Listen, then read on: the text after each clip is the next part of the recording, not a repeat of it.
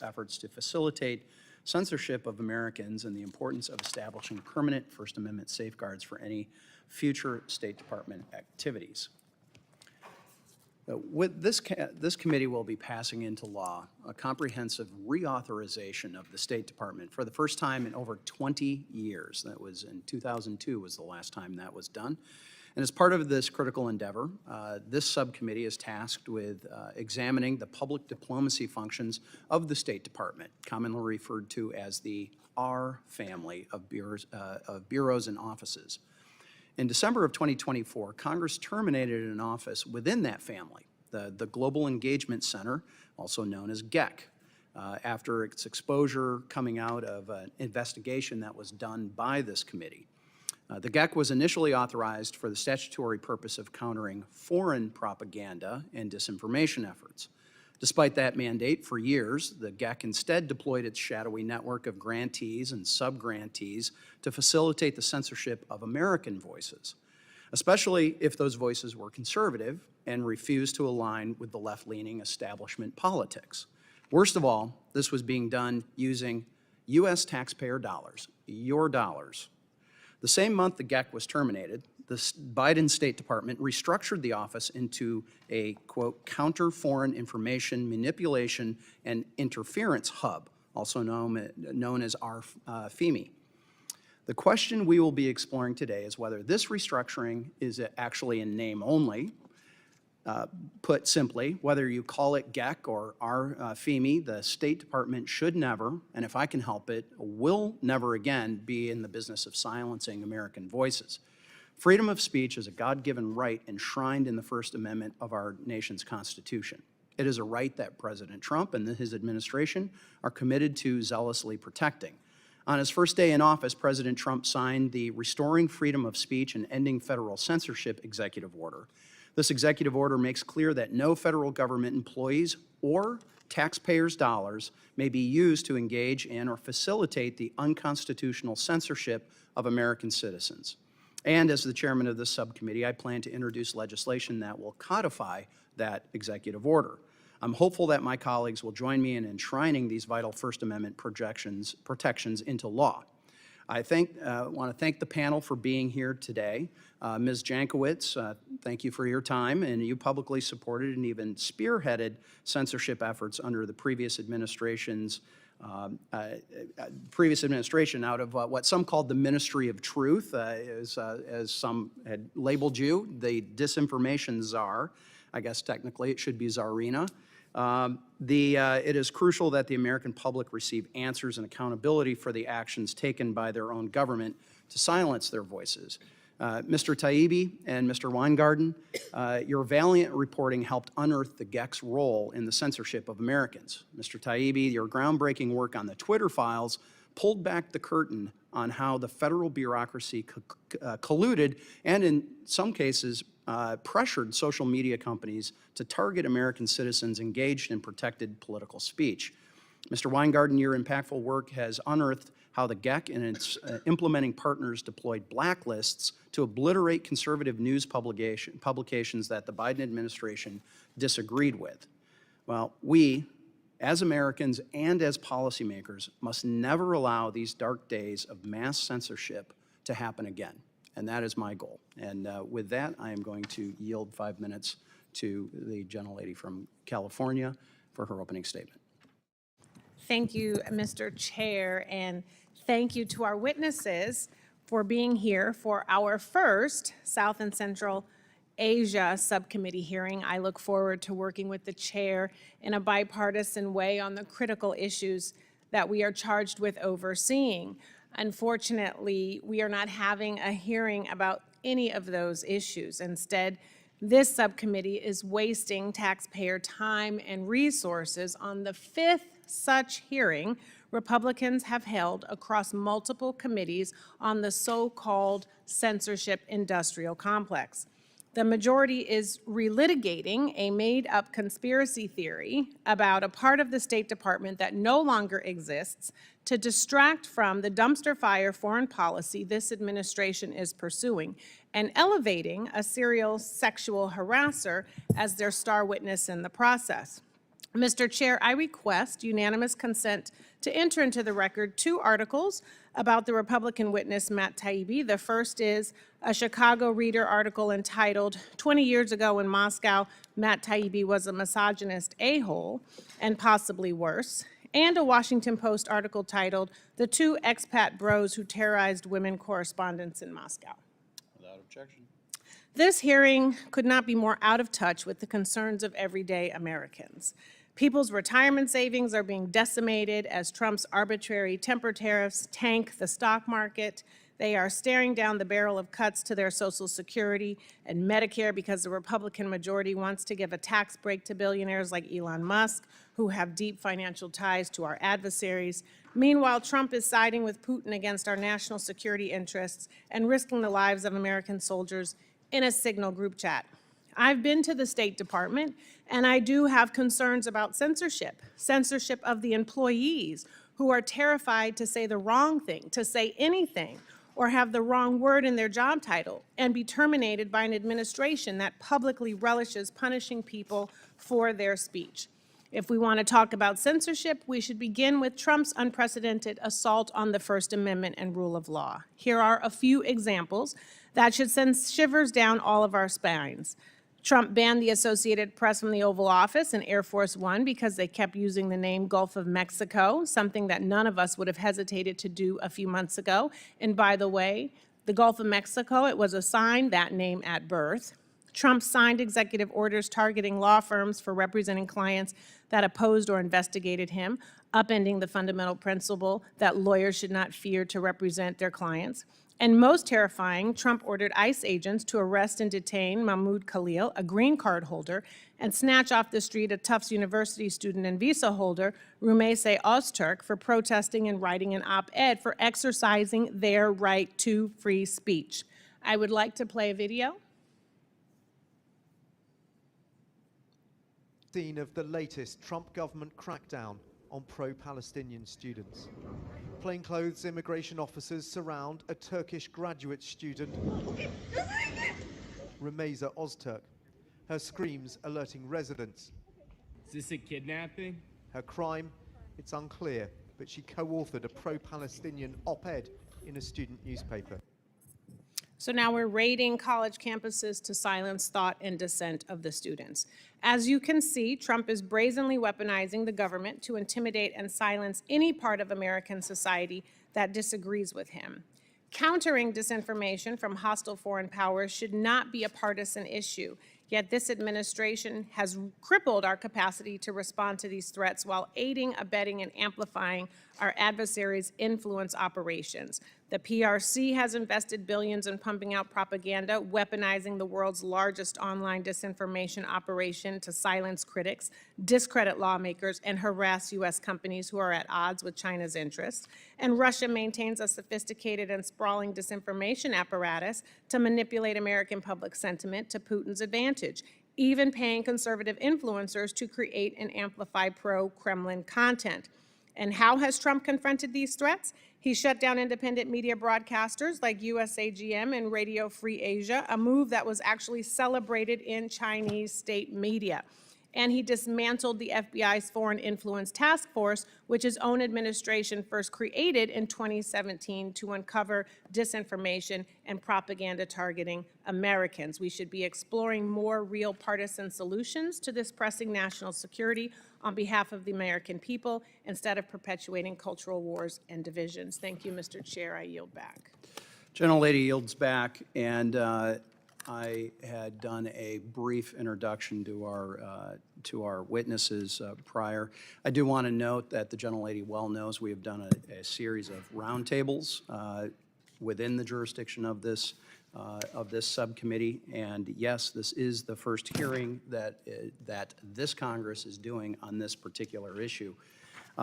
And obviously, our witnesses, you can see the tone and tenor of what's going to be happening today here, sadly. But Mr. Taibbi, I'm going to give you a brief moment to answer some charges that were put against you here, but I also want to to note that there are some who don't believe that the censorship-industrial complex exists. In fact, I think our other witness this morning on Blue Sky had said, quote, I'm going to tell them it doesn't exist. It's a lie peddled by those who seek power and profit and a dangerous distraction from the real threats we face.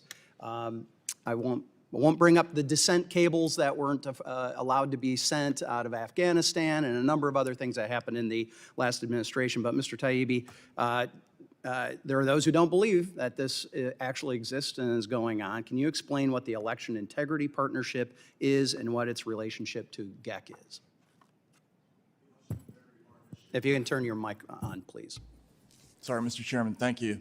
The Election Integrity Partnership was an organization run out of Stanford University. It had 4 non-governmental partners.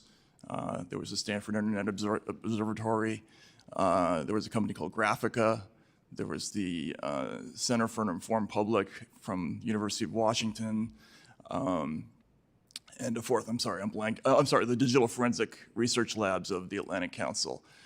They also partnered with the Global Engagement Center, and if I'm remembering correctly, the Cybersecurity and Infrastructure Security Agency at DHS. And we came across EIP when we first got access to the Twitter files, when those documents were made known to us. We didn't have any guidance at all. We didn't know what we were looking at. We just simply saw a big pile Truly, of you complaints. uncovered it, literally, right? And you just uncovered it. You came across this. They just said, you can start searching, and gave us access to a search engine. We started looking at various documents. We found these complaints that would essentially be referrals from this non-governmental organization that was partnered with governmental organizations about various types of content related to the 2020 election. And these complaints would go into what was called the JIRA ticketing system, after which there would often be a recommendation to remove or de-amplify or place some kind of restriction on the account. So I would characterize the Election Integrity Partnership as a wide-scale organization designed to funnel complaints to multiple internet platforms at once.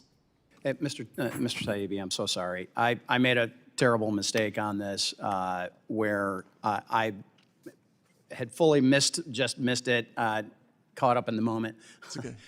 We needed to go and have each one of you do an opening statement for 5 minutes. Oh, okay. So my apologies. Yes, I have some confused colleagues up here. My apologies on that.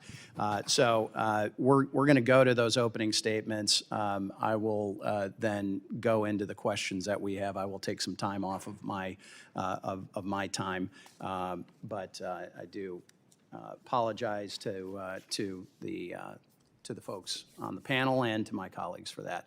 All right, the committee recognizes the importance of the issues before us and is grateful that you're here today. Your full statements will be part of the record, and I ask that each of you keep your spoken remarks to 5 minutes in order to allow for those times. So, Ms. Jankowicz, if you would please take 5 minutes, and we'll have your opening statement. Chairman Huizinga and Ranking Member Kamlager-Dove, I appreciate the invitation to speak with you today. I believe it's my patriotic duty to do so because the premise of this hearing, the so-called censorship-industrial complex, is a fiction that has not only had profound impacts on my life and safety, but on our national security. More alarmingly, this fiction is itself suppressing speech and stymieing critical research that protects our country. I want to acknowledge the irony we're having this discussion as we witness an assault on the First Amendment we have not seen in decades.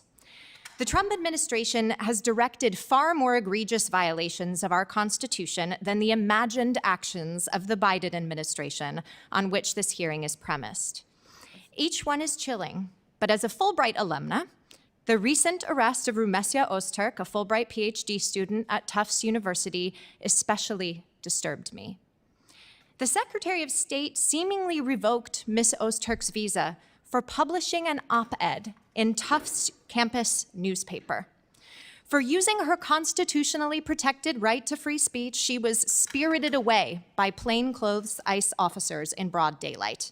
This is what I'm used to observing in authoritarian countries that I study. And if this had happened in a country in this subcommittee's portfolio, I think you'd issue a statement of concern. But it happened here. So yes, we do need some First Amendment protections at the State Department, but not for imagined transgressions of previous administrations. We need those protections from this administration today.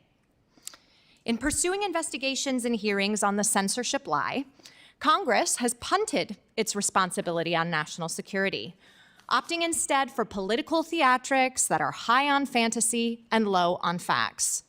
Congress used government resources to attack disinformation researchers, deliberately misconstruing their work, burying them with requests for documents and depositions, and stoking the fires of public rage against them. These tactics echo the dark days of McCarthyism, but with a chilling 21st century twist. Even as America faces unprecedented threats in the information space, from our adversaries' increasing capabilities to the exponential growth of emerging technologies, committees, including this one, continue to waste valuable time and taxpayer dollars targeting American citizens who are doing work in the public interest. I know this intimately. In my written testimony, I explain in detail the lies that upended my life when my appointment to lead the DHS Disinformation Governance Board was announced. As demonstrated by both the board's founding documents and my 5-hour sworn testimony before your colleagues on the Judiciary Committee, the board's mission was to protect civil rights, civil liberties, privacy, and the First Amendment, the very subject of this hearing.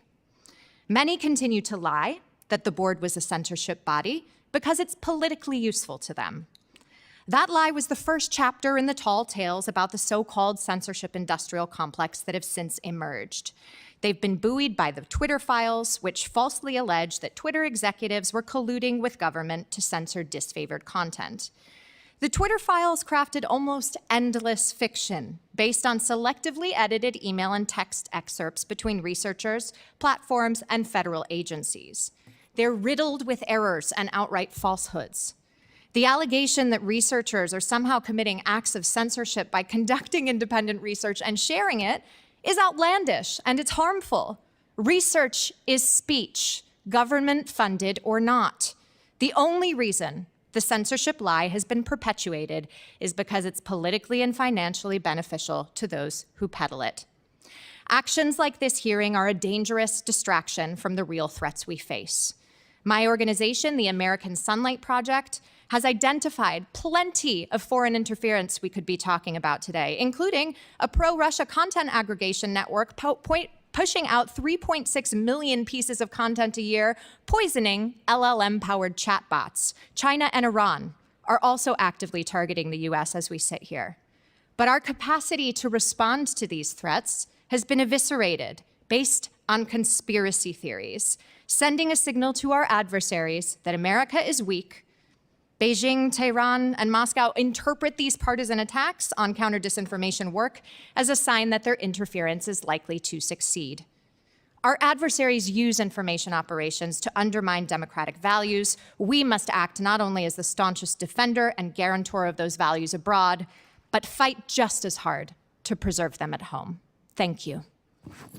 Ladies, time has expired. Mr. Taibbi, you have 5 minutes. The aforementioned Twitter files, author, founder of Racket News. You have 5 minutes. Mr. Chairman, Madam Ranking Member, thank you. My name is Matt Taibbi. I'm the editor of the independent site Racket, and I've been covering digital censorship issues since 2018, the fictional ones. On March 14th, 2016, Barack Obama signed Executive Order 13721, developing a new integrated global engagement center to support government-wide counterterrorism communications activities directed abroad. It directed the Secretary of State to create a new body, the GEC or GEC, to, quote, counter the messaging and diminish the influence of international terrorist organizations, including ISIL, Al-Qaeda, and other violent extremists abroad. 7 years later, while working on a story involving internal communications at Twitter, I found myself reading emails between GEC officials and Twitter executives about subjects ranging from COVID-19 to the 2020 election to Donald Trump. Once, Mr. Chairman, you were right to point out that they were once focused abroad, but by this time, GEC officials were largely concerned with domestic English language accounts, people with no ties to terror groups or relationships with adversary nations like Iran, China, or Russia.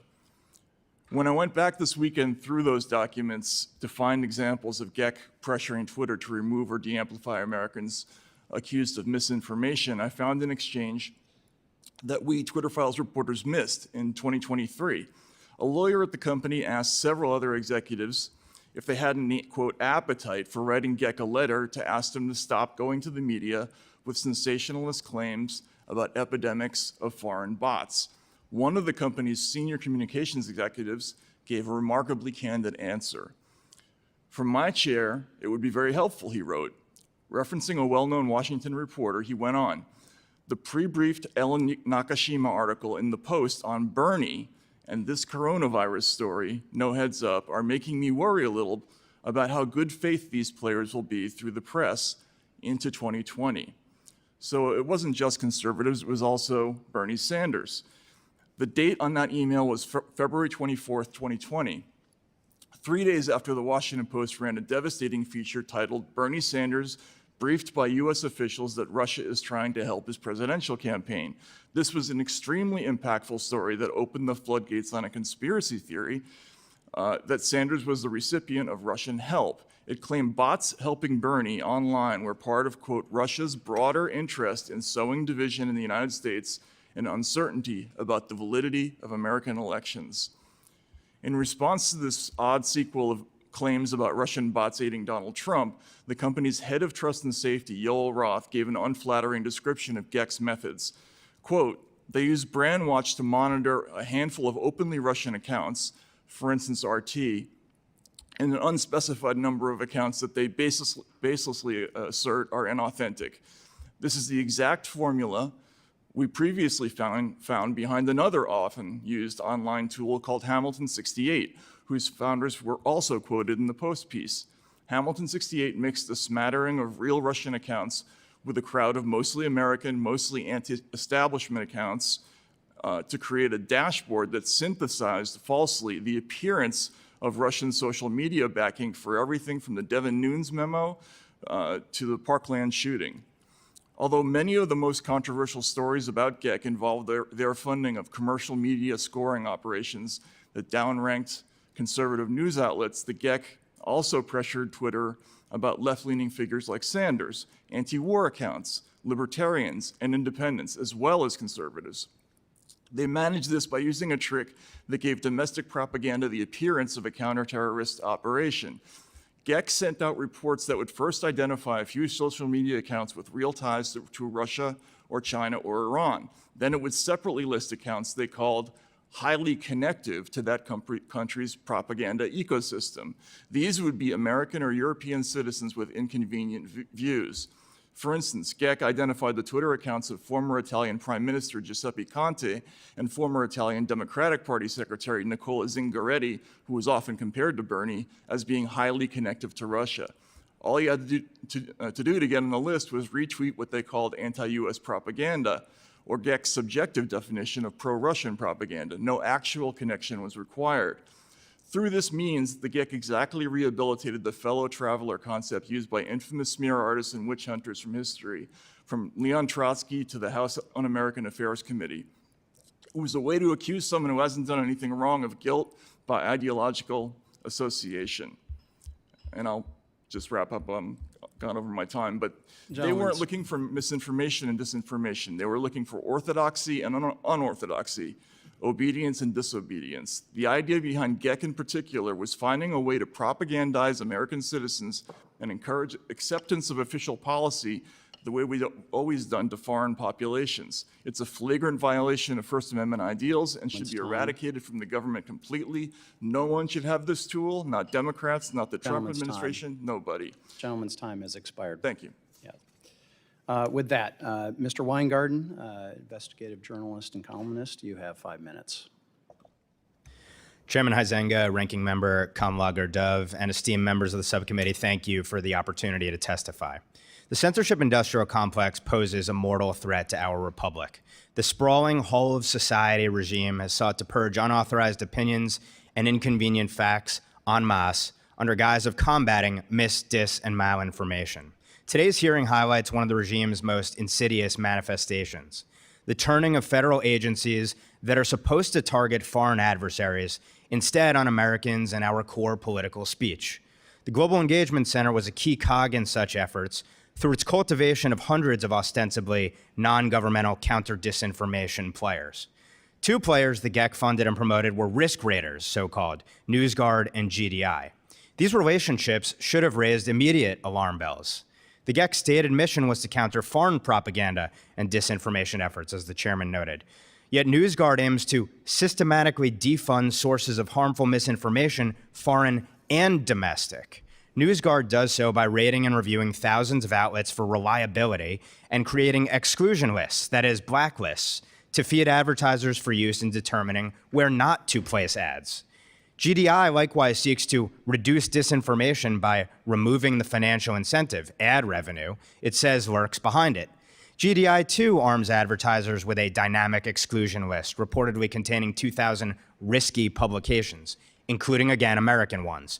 Perversely, then, a foreign-facing interagency entity both funded and gave the federal government's imprimatur to non-governmental would-be destroyers of disfavored domestic outlets. Those outlets appear to be disfavored for ideological reasons. NewsGuard generally lavishes significantly higher scores on left-leaning sources over right-leaning ones. Its Kafkaesque correspondence with dissident outlets broadly, who have challenged seemingly unmerited scores, largely in vain, further suggests a bias. GDI's 2022 report on disinformation risk among U.S. sources betrays a similar bent. There, it lists among its 10 least risky publications 9 liberal to progressive corporate media outlets and the Wall Street Journal. Its 10 riskiest publications include 9 conservative or libertarian outlets and Real Clear Politics. Evidence suggests the risk raters' profiles grew substantially after receiving federal support. Their ubiquity in the ad marketplace reportedly drove declines of tens of millions of dollars in ad revenue annually for outlets on their de facto blacklists. Some disfavored sources report reduced traffic, diminished search visibility, and lost operational partners. Real Clear's experience with the risk raters is uniquely perverse. Real Clear Politics' bread and butter is curating compelling analysis from sources left and right, corporate and independent, on key issues of the day so readers can weigh both sides. Consequently, media bias rater All Sides positions RCP in the ideological center, alongside Reuters, The Hill, and the Wall Street Journal. Despite our pursuit of fairness and quality journalism, NewsGuard gives RCP a 62 on its 100-point scale, as determined by their journalists rating a sample of our journalists' work. NewsGuard dings us in part for our purported undisclosed conservative bent. The implication is that it either dismisses viewpoint diversity as a feature or sees it as a bug. Real Clear Investigations likewise curates deep dives and publishes original content from journalists with diverse perspectives. NewsGuard has branded us biased too, albeit while giving RCI an 80 rating. Our bias is to pursue stories competitors miss or angles competitors ignore. Shouldn't that be celebrated? As for GDI, RCP may be on its secret blacklist too. Now, Real Clear has thrived despite the risk raters' best efforts, but the censorship-industrial complex the GEC helped foster has made a tough business tougher and disadvantaged us. Our ad revenue has declined materially. We've seen a meaningful drop in certain search rankings. And we've taken a reputational hit by being branded with the digital scarlet letter R for risky. Even if the risk raters were unobjectionable, the fact remains. Through funding and supporting such entities, government abridged speech by proxy. The Trump administration and its State Department have indicated these efforts are over. But the speech police have neither laid down their arms nor recanted for past abuses, suggesting they will at best lie in wait during Trump 2, only to come back with a vengeance thereafter. So the time to act is now. Congress should codify the president's first-day executive order restoring freedom of speech and ending federal censorship to permanently starve the censorship-industrial complex of the federal funding and direction that are its lifeblood. Congress should prohibit grants and contracts to institutions engaged in domestic censorship activities, and Congress should erect a strict firewall between the U.S. government and our body politic a la Smith-Mundt. To overcome our adversaries, we must not emulate them by casting dissent from ruling class orthodoxy as dangerous and surveilling and silencing the dissenters. Instead, let us restore the free and open public square on which our republic rests. Thank you. Thank you. With that, we will return to questioning. I'm going to give myself 3 minutes and eaten up some of that time in a very, unfortunately on my part. So again, my apologies to the panel for any confusion there. I was enthusiastic, yes, the ranking member reminds me. So I think it was your spirited opening that may have brought me along that path. With that, I'm going to take 3 minutes, and Mr. Taibbi, you had started to explain and did in your opening statement about the Election Integrity Partnership, and I appreciate that. Mr. Weingarten, you were talking about an advertising blacklist, and the GDI NewsGuard used these blacklists to censor American speech, and I am curious, you know, those blacklists, how did they treat the right-leaning outlets versus the left-leaning outlets, and were outlets punished for even attempting to provide ideological balance? I mean, you wrote Real Clear Politics was one of those that was on the list. I think the Real Clear Politics case study is instructive in that if you go to our website, you see sources left and right, and the whole purpose is let's provide a balanced diet of opinion and analysis and let the American people decide, because we have faith in the American people, that they have agency and they can decide for themselves. And the fact of the matter is that RCP and then some on the right, libertarian, conservative, and even anti-establishment leftist publications have found themselves dinged by these so-called risk raters. And that risk, by the way, is that they may be brands who advertise on these sites may be targeted for boycotts and attacks, generally by progressive groups. So this whole sort of apparatus exists out of coercion, essentially, from the left, and as a consequence, ad revenue streams have died for many of these companies, and it threatens their viability. Yeah. And how would these blacklists treat a publication that had the audacity of suggesting that COVID-19 virus may have originated from a lab leak, which actually turned out to be a legitimate and true theory? I don't know about the rest of my colleagues or the panelists, but I know people who were canceled over putting out such theories and even threatened with their job and their livelihood on that. So talk to me a little bit very quickly about COVID-19. In Real Clear's reporting, we saw that at least one source that put forth questions about all manner of issues from the origins of COVID to mitigation measures and beyond. They got attacked because they dissented from what was public health orthodoxy at the time. And as we know, that public health orthodoxy, that consensus has shifted. But if you differed from consensus, you were dinged, and you had essentially no recourse or real due process to get off a blacklist for just presenting an opinion or a substantiated analysis. I'm going to move quickly here, and I know, Mr. Taibbi, you're not the only controversial person here. Ms. Jankowicz, as we talked about some of her posts, some of this saying that the fairy tale about Hunter Biden's laptop is out there, and the Chris Steele provides some great historical context about the evolution of disinformation. So without objection, I'm going to put those into the record as well. I find it ironic that something called the American Sunlight Project is actually a dark money group that won't release its donors. Certainly that doesn't bode well. Mr. Taibbi, I'm going to give you the last moment here. Can you explain exactly how GEC colluded with social media companies, specifically through the Election Integrity Partnership?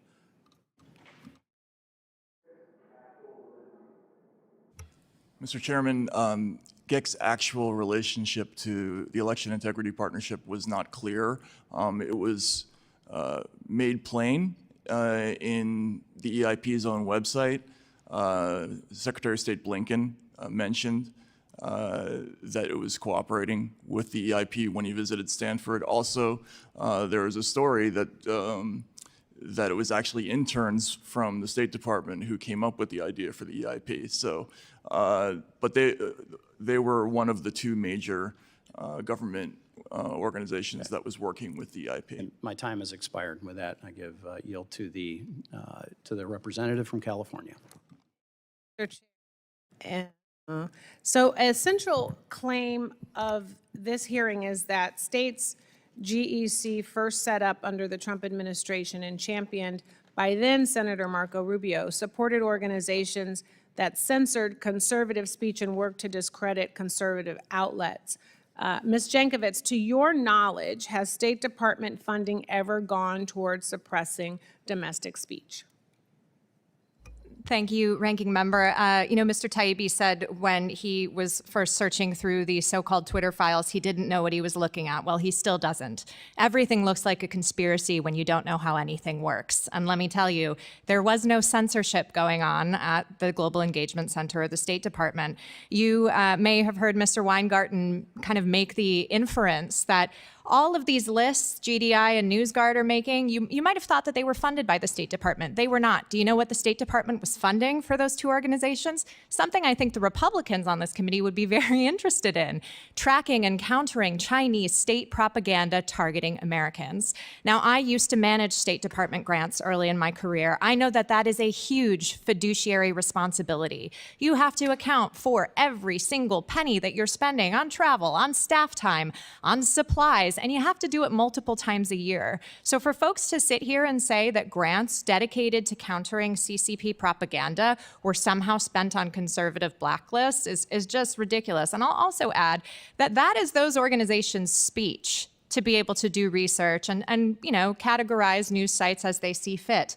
A letter sent to the Senate last week shows that actually a lot of conservative organizations, including the Heritage Foundation, the Wall Street Journal, Reason, Cato Institute, and the Washington Free Beacon, all received great ratings by NewsGuard, while the Daily Kos only got a 45 out of 100. So this nonsense about bias is just frankly not true. And it's also rings a little bit like a restaurateur who got a bad review in the Washington Post, mad that nobody wants to eat there anymore.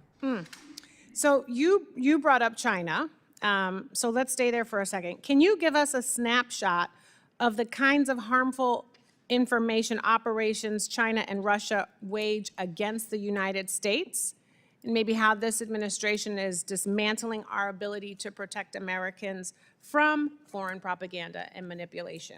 Absolutely. I'd love to, Ranking Member. So the Chinese Communist Party continues to be extraordinarily active in the information space, using all manner of influence operations to target Americans, including the famous Spamouflage campaign, which is fake social media profiles masquerading as Americans, exacerbating tensions. And there are certainly plenty of those to go around right now. The fact that we're here in such a polarized, politicized setting, I'm sure there's somebody in Beijing watching this hearing thinking about what they can tweet about it, right? We have to think about that. We are doing our adversaries' work for them. And with Russia, I'd say something that we just discovered at the American Sunlight Project is that there's a large network, a growing network of a content aggregation platform that is pushing out 3.6 million pieces of pro-Russia content a year. I'm not talking about, Russia is great. I'm talking about the massacre in Bucha, it did not happen, that sort of thing, falsehoods, right? Mm-hmm. And they're doing that not to infect, to get human readership. They're doing it to infect chatbots, ChatGPT, all of these chatbots that we're now using that we're being told are going to be the next great frontier in research. And that's being shown to people who are asking questions about Russia and Ukraine. Our capacity to respond to these threats, the only office that was dedicated to looking at foreign state propaganda in the State Department, now doesn't exist anymore. And our FEME, it's organization that came after it, doesn't even have a website on the State Department. So I'm not worried, Chairman. You said, is this just a GEC by a different name? I'm not worried about that because they're not even talking about what they're doing, and our adversaries are absolutely taking notice. They think it's open season on the United States. Another falsehood the majority witnesses have perpetuated is that Democratic government officials and lawmakers colluded with social media companies to suppress content they disagreed with. Mr. Chair, I request unanimous consent to enter into the record a Rolling Stone article titled, "Twitter Kept Entire Database of Republican Requests to Censor Posts." Without objection. This article describes how the Trump administration and congressional Republicans routinely asked Twitter to take down posts they objected to. In the minutes we have left, Ms. Jankowicz, what is the difference between content moderation and censorship? The difference between content moderation and censorship is that these platforms are private platforms. They have the right to enforce their terms of service how they see fit. And Mr. Taibbi himself, cited an email from Yoel Roth in which he was throwing shade on the GEX analysis. Sounds like he wasn't listening to them, to me. Thank you, Mr. Chair. I yield back. Gentlelady yields back. The representative from Pennsylvania is recognized for 5 minutes. Thank you, Mr. Chairman. Ms. Jankowicz, since you brought it up, have you read the Venona intercepts? Again, sir? Venona, are you familiar? I'm not, sir. You brought up McCarthy, and I just encourage you to go ahead and read through that. You might, as many people, disagree with his methods, but you can't disagree with the facts that the people that he listed turned out to all be subversive communists working in our government. With that, I'll turn to Mr. Weingarten. Your statement notes that GEC's $100 million in grants since 2016 funded 400-plus projects, including NewsGuard and GDI, which blacklisted 2,000 U.S. outlets, costing $128 million in ad revenue by 2022. Do you have any other concrete, well, before we get into the other concrete examples, because we got a difference of opinion on both sides of the dais here. You said 2,000 U.S. outlets. Are those U.S. outlets Chinese? Maybe they are, so I'm just asking. Are they owned by the Communist Party of China, Iran, Russia, or are they U.S. information purveyors? As a factual matter, to my knowledge, none of those are foreign-owned publications, and certainly not by our adversaries. So this is 2,000 U.S. outlets, $100 million in grants. Where do you suspect that grant money came from? Well, the grant money came from taxpayers. Oh, my goodness, really? Taxpayers paying $100 million to blacklist 2,000 U.S. outlets. Is that fiction? I've heard it's fiction. Is it fiction or not fiction? It's not fiction. And let me be clear. The 2,000 is the total list. I'm not sure if it's all U.S., but certainly a substantial percentage of them. Okay. Is that a conspiracy theory? No, sir. I didn't think so. Can you give us any concrete examples? Because $100 million in grants, 2,000 U.S. outlets costing $128 million by your account in ad revenue. Can you give us any concrete examples how the GEC funding directly hit American outlets' speech or revenue, other than the ones you already have? Was the lawsuit against the State Department from the Federalist and Daily Wire indicates their businesses the viability was dramatically damaged after GDI and NewsGuard ended up targeting them. And it's obvious why, because if all of the advertisers say, don't put your ads on our websites, it saps a revenue stream. And let's also note, by the way, that beyond NewsGuard and GDI, there was funding for dozens of other organizations that were involved in things like misdis and malinformation detection and such. And all of this was fueling an ecosystem that existed ultimately to clamp down on speech, whether from individuals or outlets. And that's US tax dollars ultimately funding the silencing of ourselves, and that's un-American. Yeah, U.S. tax dollars through grant programs to create a censorship empire on American citizens under the guise of this global engagement center, which was meant to, look, I agree with Ms. Jankowicz. We want to be dealing with China, Russia, Iran, foreign adversaries, but that's not what this was. Mr. Taibbi, your Twitter files analyzed 3.8 billion U.S. tweets, and the metrics exposed GEC's ties to the Election Integrity Project, which flagged 22 million election posts in 2020. Can you highlight the information you found that exposes GEC's efforts to push platforms to censor Americans, and how many accounts were affected? Certainly, first I'd like to respond to something that Ms. Jankowicz said. Feel free. She mentioned that Yoel Roth, who is the head of Trust and Safety at Twitter, threw some shade at GEC. And indeed, that was actually a chief narrative that we found in the Twitter files, which was that Twitter's chief content moderation officers had too many government officials trying to call them on the phone, and they did not want to add another group, particularly one that they felt was incompetent and didn't understand what they were doing, to the trust tree.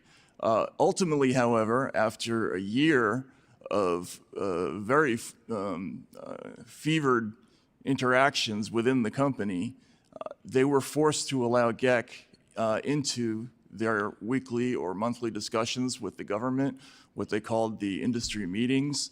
And there is an email that we found in the Twitter files from a former CIA officer who went to work at Twitter, who was explaining that there was once a time when Twitter would have been able to say no to that kind of request, but our window on that is closing. Thank you, sir. My time has expired. I yield. Gentleman's time has expired.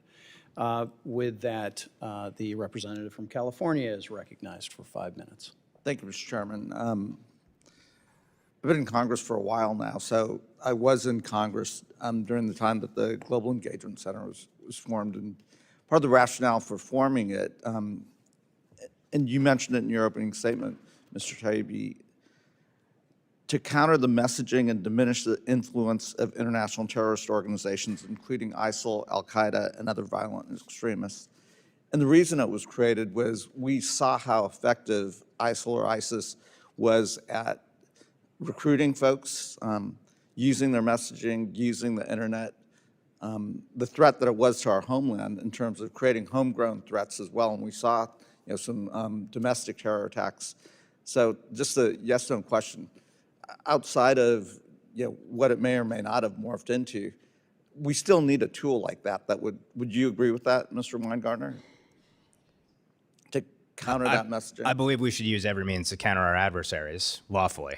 And that would include China and Russia. Same thing, Mr. Taibbi, that we do need an effective tool to counter messaging, recruitment, terrorism, domestic terrorism. Whether that's the GEC or not, we do need to be able to counter misinformation, disinformation. I don't think that's a yes or no answer, Mr. Congressman. For instance, we talk about counterterrorism with Anwar al-Awlaki. Was it appropriate for the United States to assassinate a foreign citizen without due process, even an American citizen? In this case, what became the GEC started off as a counterterrorism program, but it was, as was explained to me, excuse me, sir, by a former GEC employee. So again, maybe there was mission mission switch creep from or not CT mission to creep. CT, We still need some counterterrorism to mechanism by which to, counterpopulism. Ms. Jankowicz. Absolutely. This should be a bipartisan issue, and it's crazy that you even have to ask the question, Congressman. Right. Ms. Jankowicz, is this threat going to get worse with the evolution of AI? Oh, absolutely. We are seeing this threat get worse with the evolution of AI already, not just the poisoning or grooming of LLM chatbots like I've already mentioned, but there's evidence from OpenAI and their threat team that China is using AI models in order to more effectively translate Chinese propaganda from Chinese into English and other languages as well. So this shouldn't be a partisan issue. I mean, when we get sworn into Congress, our most important duty is to protect our homeland, protect against domestic risk. And with the advent of internet, social media, now AI, information and misinformation, radicalization, self-radicalization, those are going to be hugely important issues. And how we do that within protecting First Amendment rights is not going to be very easy. And again, I would urge Democrats and Republicans in a nonpartisan way to protect our homeland, to try to figure this out, inviting in the private sector as well, inviting in those social media companies to try to get this right. I don't disagree that we saw a lot of politicization around COVID. I'm a doctor, and I'm agnostic on COVID origins. I can make the case that it was a lab leak. I can make the case that it was, and that's legitimate debate, and we shouldn't censor any of that debate. We should have that debate. Obviously, it was a novel virus. We're still fighting those fights, and I think it's counterproductive for us as a nation and us as an institution in Congress. I think we do have to put that aside because these threats are very real, and I do worry about what's going to happen with AI. Ms. Jankowicz, in the final minute that I have, what would your recommendations be, taking politics out of this and how we would structure something? You know, it's really interesting, Congressman, because a lot of the functionalities that you've just described, coordination within the government, following these threats, making sure that we're abreast of them, coordinating with industry, that was the job that I was brought in to do at the Disinformation Governance Board in DHS, despite it being widely lied about. So I think we do need some sort of coordinating function. And if Congress is concerned about the way that, social media companies are moderating and implementing their policies, the solution is not to bandy about conspiracy theories. It's to pass some oversight and transparency regulation, which I think we've been a little bit late on here in the United States. I would love to see that happen. Right, so I would hope, if we are going to do a State Department authorization bill, that we as Democrats and Republicans on this subcommittee would actually take a thoughtful approach, invite folks in. Maybe if we get it done under a Republican administration, we can take some of the politics out of it. But let's do our job. This is about protecting our country. This is about protecting our influence around the world and fighting against our adversaries. And with that, Mr. Chairman, I'll yield back. Gentleman yields back. The representative from Texas, Mr. Self, is recognized for 5 minutes. Thank you, Mr. Chairman. You really have to admire the opposition here diverting our attention from the issue at hand to the current days, because we are trying to do oversight on the Biden administration that did do the work of our adversaries for 4 years and ruined our credibility around the world. So given your recent testimony, Ms. Jankowicz, and you were in the government. So, For 11 weeks. So should the government have a part in enforcing free speech, law enforcement? Should the government have some role in it? Congressman, I believe the First Amendment is sacrosanct. I am the granddaughter of a man that was in a gulag, deported to a gulag by the Soviet Union. So I am pretty intimate with these things, and they're a part of my bread and butter. I don't think that we should be arresting people for exercising their speech, and I think that's something that you all should be exercising your oversight over. So on April the 16th, 2022, you said we need platforms to do more, and we frankly need law enforcement and our legislatures to do more as well. So if we move past that to the right of the state, the mission of the state to form public opinion, where would you stand on that, given your role in what you've been involved in? Thank you, Congressman. I believe that quote, judging by the time frame, was about responses to online harms, which I'm happy to talk about here today, not the subject of the hearing, but a lot of people, for expressing their First Amendment protected speech online, deal with threats. I've dealt with them myself. My family and I were doxxed. We were threatened. I was advised to leave my home. And you know what? That's why I was talking about law enforcement, Congressman. But that is a quote from you. Yes, talking about online harms and threats against people online for exercising their speech. Because I have a limited time. Sure. Please answer my next question. Your next question is? The one that I've already given you. You haven't addressed it yet. Please repeat it, sir. What is the mission of the state, the right of the state to form public opinion? Because we're talking about our government has been involved in doing that for the last few years. In my opinion, the government has a First Amendment right to free speech as well, and SCOTUS has just affirmed that with a case last June. We just heard a case that came in federal court in New York that actually showed that NewsGuard was not acting as an envoy of the state as well. So what is the role of the government? The role of the government can express its free speech, right? And citizens have a right to their free speech as well. I don't really understand your question, sir. I'm not sure the point.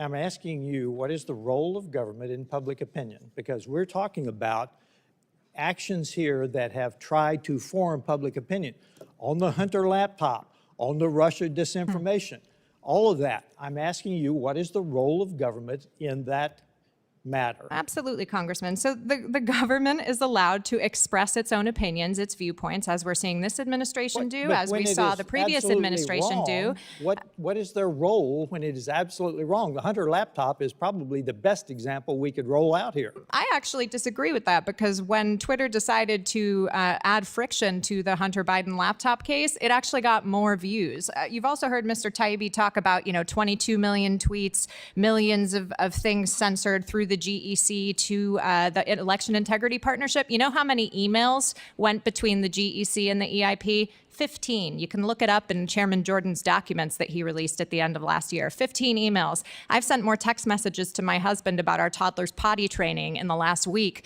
than emails went from the GEC to the EIP. And those were all about overt Russian propaganda, RT and Sputnik, except for one when the GEC analyst said to the folks there, I can't comment on this one because I'm a government employee, but I think you should check it out. That's all that happened, sir. So I'm going to leave you, and I'll yield back a little bit of my time. A direct quote from Joseph Goebbels. It is the absolute right of the state to supervise the formation of public opinion, and I think that may be what we're discussing here, and yield back. Gentleman yields back. With that, the representative from Texas, Ms. Johnson, is recognized for 5 minutes. Thank you so much, Mr. Chairman. I want to respond to what my colleague from Texas just said. When you're quoting Joseph Goebbels about the role of state in the public debate, we have a big problem. Isn't that right, Ms. Jankowicz? I mean, that's alarming as hell to me when that becomes the gold standard of Hitler and all that was going on in in German atrocities during World War II, when that becomes the quote of this hearing. I also want to respond to another comment where it said that Biden ruined our credibility around the world. I would argue that Mr. Trump is doing that right now, canceling USAID contracts, breaching our promises and our agreements to our friends and allies across the world, making our country less safe. That is why we find us in this role. I'm really disappointed that we're devoting this first hearing to a conspiracy theory that the State Department, out of some larger sinister motive, routinely censors free speech. Today's Republican hot topic roulette has us talking about an agency that the Republicans let this Congress expire.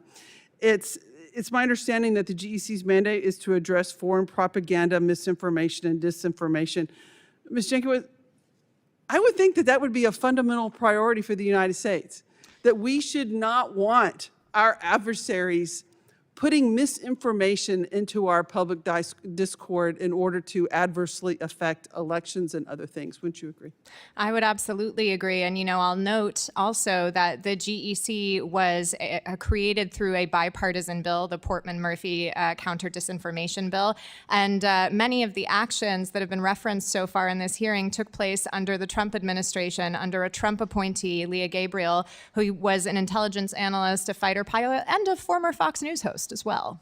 Right, exactly. I think that this whole notion that we want to try to regulate the speech of people in our country and online social media companies. Did I understand your testimony correctly that you do believe that private businesses have a right to regulate the content on their platform? Absolutely. We sign up to terms of service when we share our cat pictures or our kid pictures or whatever it is that my co-witnesses share online. We sign up to those terms of service, and sometimes those terms of service say things like, you can't share terrorist content, you can't share child sexual abuse material, and if we decide it, you can't share what we deem disinformation also, and we being the social media platforms there. Right, and they have a right to do that, but what's genesis this problem is that so many on the far right just made shit up in the electoral context, put stuff out there, and then the social media platform said, we're not going to tolerate just blatant lies, blatant falsehoods on our platforms. There has to be some basis of reality. And now the Republicans are pushing back because they got their hand in the cookie jar on that, right?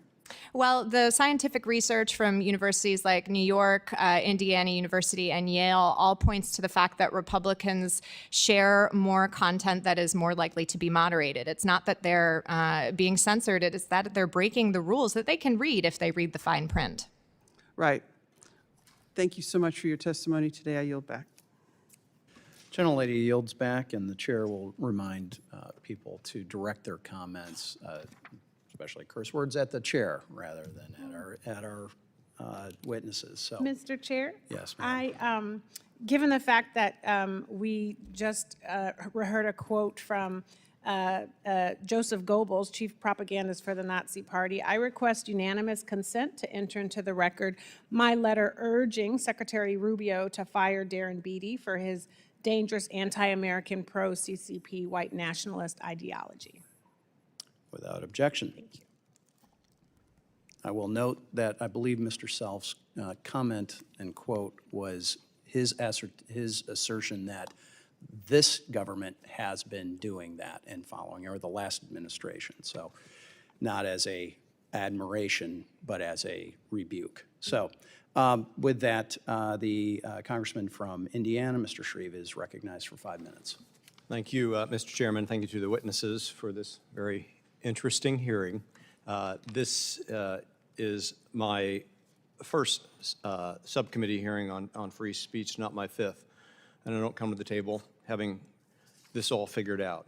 And part of these hearings is an opportunity to listen, learn, to ask questions. And I appreciate this opportunity.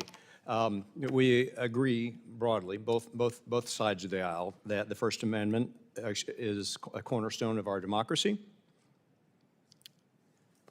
That censorship runs contrary to the first.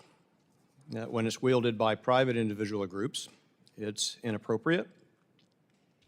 When a government entity is tasked with upholding the Constitution and may in some fashion weaponize censorship, it's a problem. The GEC played a role in facilitating censorship and protected speech by Americans prior to its authority sunsetting at the end of this past year. An example, under investigations of the GEC's involvement in suppressing dissenting voices in the lead up to the 2020 election. We've established that.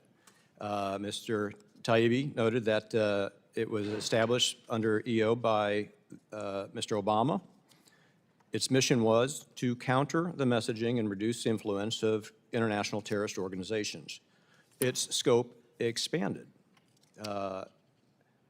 countering foreign state and non-state propaganda and disinformation efforts.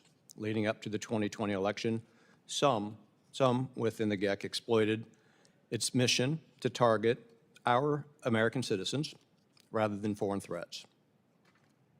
These efforts were part of the GEC's collaboration with the Election Integrity Project, a consortium of academic, named a few, and think tanks formed shortly prior to that election.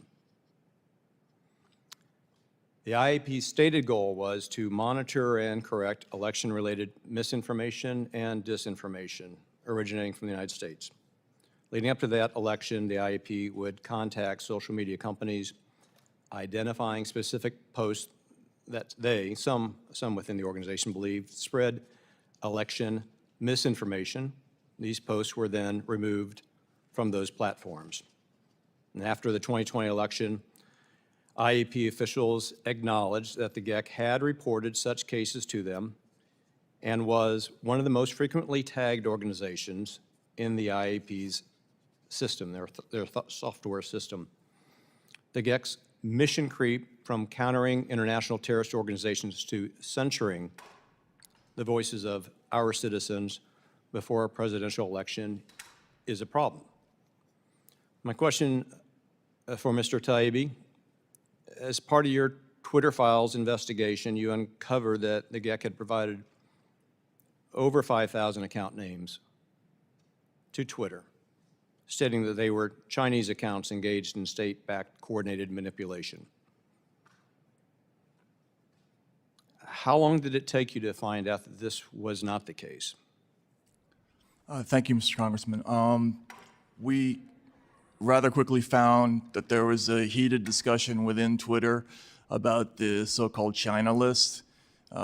First of all, what GEC did was actually par for the course. They didn't contact Twitter first when they made up that list. They went straight to the media, which is why you will find numerous stories about an enormous quantity of Chinese misinformation agents that came out in March, roughly late February and March of 2020. When Twitter did an analysis of those names, they quickly discovered that a lot of them were not, in fact, Chinese misinformation agents. There were even 3 employees of CNN, if I remember correctly, that were on the list. And there was a heated back and forth between GEC and Twitter about that issue. And in fact, that was one of the reasons why the Trust and Safety Department did not want to allow GEC to participate in its regular industry meetings with other platforms. So that was a big issue. Mr. Chairman, I yield my last 15 seconds. Gentleman yields back. With that, the gentleman from Maryland, Mr. Mfume, is recognized for 5 minutes.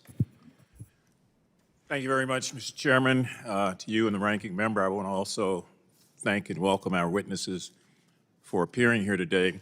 Mr. Chairman, I have to admit that I'm quite disappointed that we're using the first hearing of this subcommittee to talk about conspiracy theories alleging that the U.S. government was targeting conservative media outlets and their free speech. In fact, I find the hearing particularly ironic given the distinct lack of interest in the First Amendment displayed by the current administration in much more serious ways. My colleagues on the other side of the aisle, I don't think, are in a real position to allege free speech violations when the leader of their party has decided unilaterally to revoke the privileges of the Associated Press from the White House briefing room. And that's simply because that outlet did not cite Gulf of Mexico as the Gulf of America. That is sort of hypocritical, to say the least. Far worse than that, the mass deportation of foreign students that have expressed their First Amendment freedom of speech find themselves also in that unfortunate position. And you don't even have to be a student or a foreign national or someone visiting. You can just be in the wrong party at the wrong time in the wrong place, and you somehow or another are deemed to be anti-American. So I have real concerns about the allegations raised in this hearing because they lack any real basis. So let's start with some of the facts, which are always tricky little things. First of all, first and false allegations against the State Department's effort to fight misinformation and disinformation really has a real impact on our national security and our ability to counteract, malign, influence, disrupt campaigns from our adversaries. We really don't have the time, quite frankly, to entertain conspiracy theorists who are oftentimes our domestic adversaries, when we should, I think, be focused more on combating the real threat to our foreign adversaries and the threats that they pose every day. Ms. Jankowicz, could you take a couple of minutes and give us a brief listing of the misinformation campaigns that have been carried out by foreign countries against Americans in the past few years? Absolutely, Congressman. I'd be happy to. So at the American Sunlight Project, we've identified a couple campaigns, which I've talked about earlier. The one that is targeting chatbots, I've already mentioned. We also identified what we call the Sleeper Agent Network. This is a network of over 1,100 accounts on X, some of which have existed for over a decade to 15 years. They are automated accounts. They are AI-enabled, so masquerading as citizens, often with AI-generated profile pictures. And these accounts repeatedly retweet overt Russian propaganda within 60 seconds of it being posted. They have generated over 100 million tweets over their lifetime. And the only reason we have access to this data is because we used a data set that was available to the public before Elon Musk turned off our ability to research Twitter without paying him $40,000 a month. Why would he do that? Yeah, I think Mr. Musk doesn't like having scrutiny of his platform. You know, he had an avowed interest in getting rid of bots on the platform. We found some that had existed for over a decade and were clearly overt propaganda. When this story ran in Agence France-Presse, AFP, Mr. Musk did not take those bots down. That's just one example. We've also looked at a network that is targeting left-leaning environmental groups at a mass scale. Of course, there are lots of instances of Chinese and Iranian propaganda propaganda as well. Iran very famously hacked the Trump campaign ahead of the election last year. So this is a continuous threat that we need to be coordinating at all cylinders at once on, because our adversaries are certainly doing. This is more of a threat than the Associated Press, I take it. Is that correct to assume? I would say so, And would it be Congressman. more of a threat than a student that happens to be at a university that has a position that the president does not like? Certainly more of a threat than a student publishing an op-ed in a campus newspaper, Yeah, yes. so when I talked about hypocrisy, I don't mind having a debate. We can debate anytime, any day, anywhere. But in that debate, we've got to be equal. We've got to have some semblance of fairness. In other words, if it's good for the goose, it ought to be still good for the gander.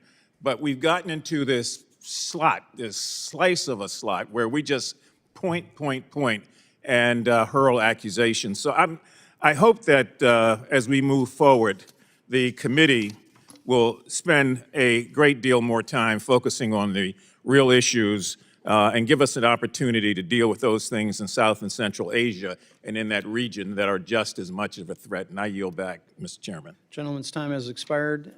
The gentleman from New Jersey, Mr. Kane, is recognized for 5 minutes. Thank you, Mr. Chairman, and thank you to all of our witnesses for being here today. Mr. Weingarten and Mr. Taibbi, what is the clearest evidence that each of you can cite to show that the censorship-industrial complex was an attack on the First Amendment by the Biden administration? The discovery in Missouri v. Biden, which has been dismissed here, both at the district court level, Fifth Circuit Court of Appeals level, and among 3 Supreme Court justices, showed massive pressure from the federal government for social media companies to censor American speech, whether it's the Hunter Biden laptop story, COVID-19, election integrity matters, or beyond. District court judge said this was arguably the most massive attack on free speech in U.S. history. Again, Fifth Circuit Court of Appeals had that same view. 3 Supreme Court justices did as well. And while it's been dismissed, that case, the fact of the matter is that the Supreme Court specifically did not rule on the underlying merits, the thousands of pages of discovery, which blew the lid open on this entire regime. Thank you. Mr. Taibbi? Thank you, Mr. Congressman. I would do 2 quickly. There's another case after Murphy v. Missouri involving former New York Times reporter Alex Berenson v. Biden, who was removed from Twitter after repeated pressure from White House officials for a tweet that was true. He said that the COVID vaccine does not stop infection or transmission, and for that tweet, he was summarily removed from the platform after pressure from White House officials. The other one was an instance in which a friend of mine, Aaron Mate, who is no Republican, the Ukrainian Secret Services passed on a request to the FBI to have him removed from Twitter, and the FBI did it. They passed that request on to Twitter, and we found that ask in Twitter's files. Thank you. Mr. Taibbi and Mr. Weingarten, can you please explain how the Global Engagement Center and the federal government as a whole use coercive power to censor Americans? Well, Mr. Congressman, first of all, I would say that the Global Engagement Center and this entire effort is based on a fundamental misunderstanding of the American system and the First Amendment. The American government has no role in protecting citizens from speech. The whole idea of the system that was designed by Jefferson and Madison is that the American people view each other as adults who are capable of sorting out the truth for themselves. They do not need a nanny state or a guardian or a law enforcement agency to decide for them what's true. We don't need a truth squad. And that's exactly what GEC was designed for. It was designed to suppress any information that countered national policy and to identify people who may have had opinions that were controversial or unwanted as foreign inspired, when in fact they had no connection whatsoever to foreign governments, which is both slanderous and detrimental to the First Amendment. Thank you. Mr. Weingarten?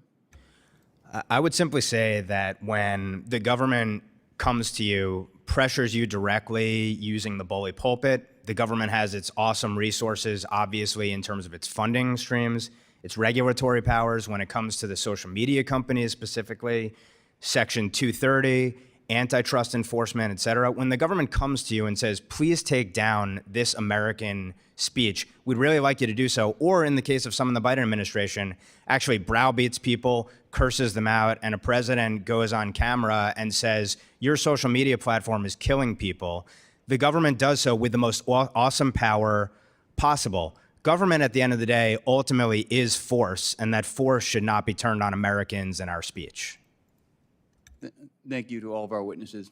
I yield back my Will time. the gentleman yield? Yes, I yield back my time. As Vice Chair of the Financial Services Committee, I can tell you, Mr. Weingarten, you are hitting on the exact thing that regulators do repeatedly. You can go and do whatever you want, but here's what we would like you to see you do. And it's that threat, it's that cudgel that they have that's over those that they are making the, quote, request to, that compels them to follow the government request. So with that, I yield back to the gentleman from yield New back to you, Jersey, and time has expired. So with that, Representative Jayapal is recognized for 5 minutes. Thank you, Mr. Chairman. It is the height of hypocrisy for Republicans to hold a hearing on the so-called censorship-industrial complex and the need to, quote, First Amendment safeguards at the State Department when President Trump and Elon Musk are launching the largest attack on free speech in America in decades. Let's be clear, the administration is right now stripping people of the constitutional protection to free speech, to the right to dissent, to express their views if they're counter to Trump and Musk, to use Cold War era statutes and ignore judicial rulings, all to suit their purpose of squashing fundamental American freedoms. And they have said they are bending institutions to their will.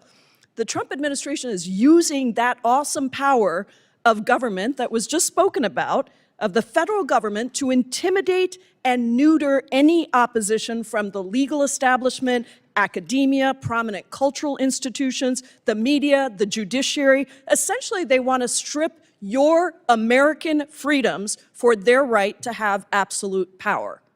Instead of focusing on the fabricated censorship of conservatives, let's talk about real threats to free speech. This month, Secretary Rubio launched, quote, Catch and Revoke, a horrifying program fueled by AI to monitor student visa holders' social media accounts for pro-Palestinian views and mark them for deportation, saying, quote, every time I find one of these lunatics, I take away their visas. Like many Americans, I have watched in horror as students with legal status, legal permanent residents, have been detained for exercising their right to free speech, like Mahmoud Khalil, who was snatched from his home in front of his pregnant U.S. citizen wife. This is the playbook of authoritarians and dictators, and no matter how you feel about this issue, we should all be horrified by this violation of free speech protections. Ms. Jankowicz, to clarify for my Republican colleagues, just a yes or no is fine, is it true that the Constitution guarantees lawful permanent residents the right to free speech? Yes, ma'am, it's true. And is it true that engaging in peaceful protests is protected by the First Amendment? That's right, Congresswoman. The Trump administration is relying on Cold War-era language in the Immigration and Nationality Act to strip students of green cards by claiming that their speech has somehow had ambiguous, quote, foreign policy consequences for the United States. This law has been on the books since 1952, and to my knowledge, it has never been used in this way. Since then, we've seen students exercise their right to protest against the Vietnam War, for the civil rights movement, against apartheid. Ms. Jankowicz, is there anything that makes this moment substantively different than other protests that we've seen on campuses when the authority has not been used? No, ma'am, it does not. And in fact, there's Supreme Court precedent that extends First Amendment rights to legal residents of the United States that I think was passed in or decided in 1953.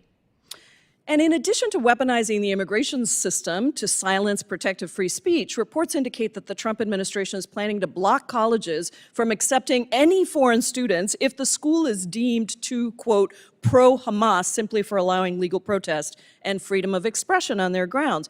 As an expert that you are on authoritarian regimes, how do these attacks on higher education mirror the repression that you have observed by authoritarian dictators, and why should all Americans be concerned about this?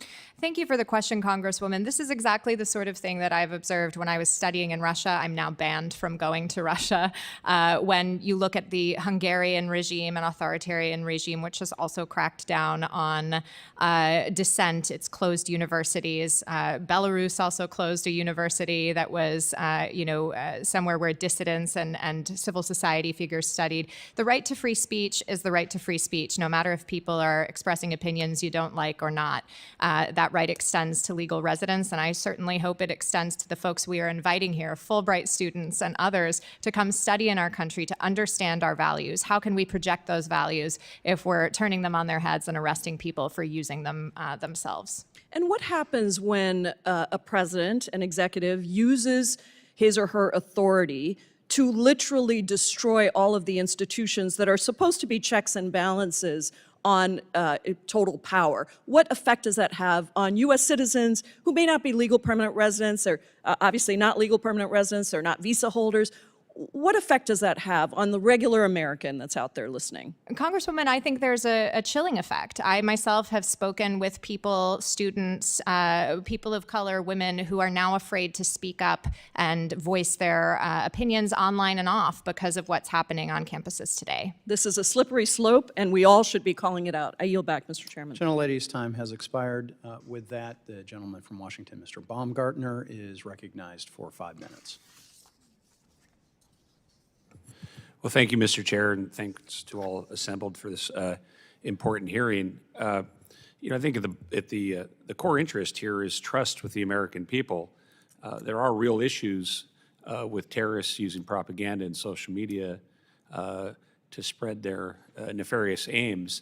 But what we've seen happen in the last, particularly in the last 4 years, has very much eroded the trust of the American people with the use of big government to censor dissent and truth here in the United States. So to start, Ms. Jankowicz, your organization, the American Sunlight Project, claims to have a commitment to transparency and apparently does not extend to disclosing its donors. Has the American Sunlight Project received funding either directly or indirectly from the George Soros or his foundations, including the Open Society Foundation? Thank you, Congressman. I've received a lot of threats for speaking out, and so I've decided that we are going to abide by the rules that other 501c4s in our country abide by, and we are not required to disclose our donors, small or large, because I frankly don't want them to be threatened the way that I have been. So sunlight for other people, but not for your donors. If you're interested in more sunlight, I welcome you to introduce some legislation to overturn Citizens United, sir. So, this year, in the past year, the American people knew there was something wrong with President Biden in the White House. They could see it before their very eyes. When White House Press Secretary Karine Jean-Pierre said that videos of President Biden looking lost or being disoriented and senile were disinformation and cheap fakes, should the government flag those videos for social media companies or have those videos taken down? Congressman, I actually don't believe that the government should flag those videos or have those videos taken down. Thanks for the ability to correct the record on this idea that I'm some sort of, disinformation czar, as the chair referred to me as. Should taxpayer-funded organizations have flagged those videos for social medias to take them down? Taxpayer-funded organizations have a right to free speech. If they want to talk about their research and flag those videos, that's in their right to free speech, sure. But you do acknowledge that there was a loss of trust of the American people when you had the White House press secretary calling them cheap fakes, and the American people could see between their very eyes that President Biden was disoriented.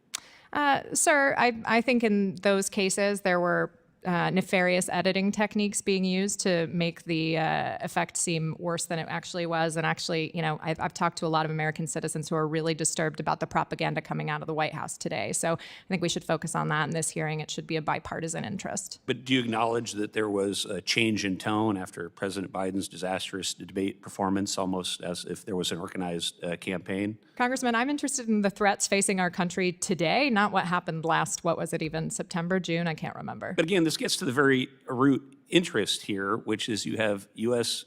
government officials in a coordinated fashion working with the media to accelerate a narrative to the benefit of one political party, and it destroys trust in the American people to have folks be able to fight terrorism. I mean, that's, if we don't have trust and transparency and understanding of this core issue, then how can we get after the terrorists? Well, I would agree with that, sir. And I think that if you're interested in trust and transparency, again, it is the duty of Congress to pass regulations of the social media platforms that would enable that. I would love to have my hands on some more data from the social media platforms so we can talk about the facts of what's going on instead of the cherry-picked emails that Mr. Taibbi and Mr. Weingarten have been, referencing throughout this hearing. Also, I think it's a great time to bring up the Supreme Court case that was referenced earlier.